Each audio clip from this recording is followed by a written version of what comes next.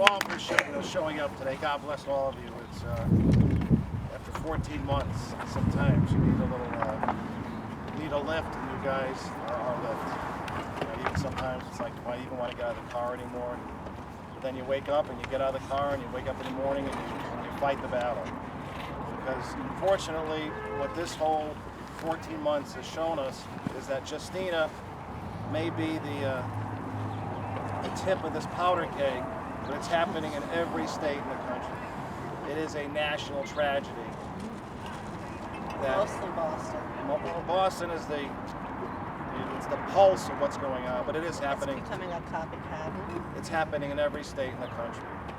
Unfortunately, you had a president almost 20 years ago, I think you might remember him, Bill Clinton, who spun off from the Department of Social Services, a department called Department of Children and Families. The problem was he put no oversight on them. They're pretty much omnipotent. They can do whatever they want and get away with it. Hospitals quickly learned they could use DCF to do their dirty work. And the biggest thing they could use them for was to get lab rats for their experiments. And I know I hear from the people that are on the anti-psychiatry world and on this or whatever, it's not just one specific area, because they can do research on psychiatry, but they can do research on stomach illnesses or any other thing they want to. But they get federal money from it through the National Institute of Health, and then they have the insurance for that child paid for by the state you're in. So my daughter's probably close to $2 million bill spent on the taxpayers' backs. Yet, Over 2 million. yet where's your political people? And unfortunately, part of this has become very political, which is a disgrace in of itself. Reverend Mahoney and myself, we were in Washington, D.C. last week, and it was very much a last-minute put-together thing. But in 2 days, we saw more people and more groups than you can shake a fist at.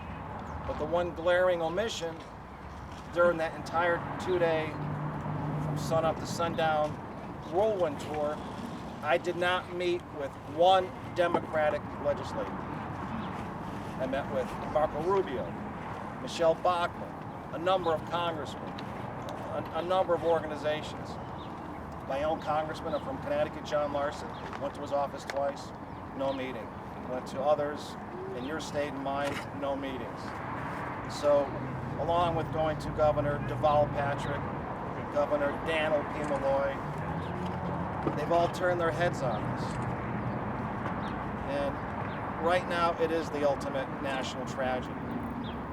We know what's happening tomorrow is the one-year anniversary of the Boston bomber, and we're not here to take away anything from them. But evil that transpired that day, there is no excuse for it. But when evil is done by a place that's supposed to be doing good, and for the most part what that hospital does, as many hospitals do, is good.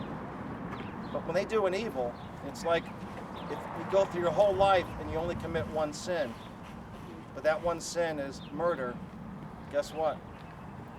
It's the ultimate crime. We go back to World War II, all the people that were witnesses of the atrocities that turned their head.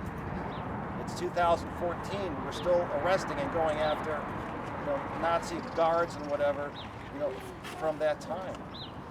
Nurses, doctors, psychologists, social workers who are witnessing this at Boston Children's and elsewhere, they need to be held accountable.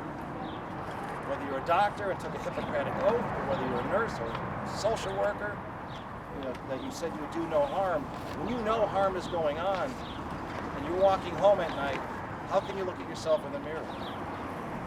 So the tip of the iceberg is to free Justina. But I guess my path as being a Medicare financial planner is probably coming to an end, and I think my new path, God kind of just points you in the right direction, is to become the spokesperson for all the people that have been unjustly, cruelly punished, victimized, and unfortunately many times have died because of this government neglect. So guess what?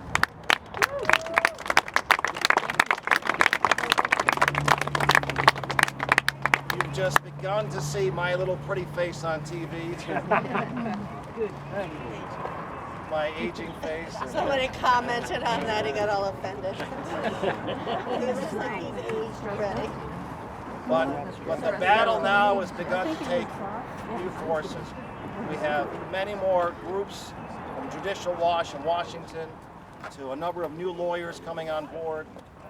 I think they picked the wrong group to go after.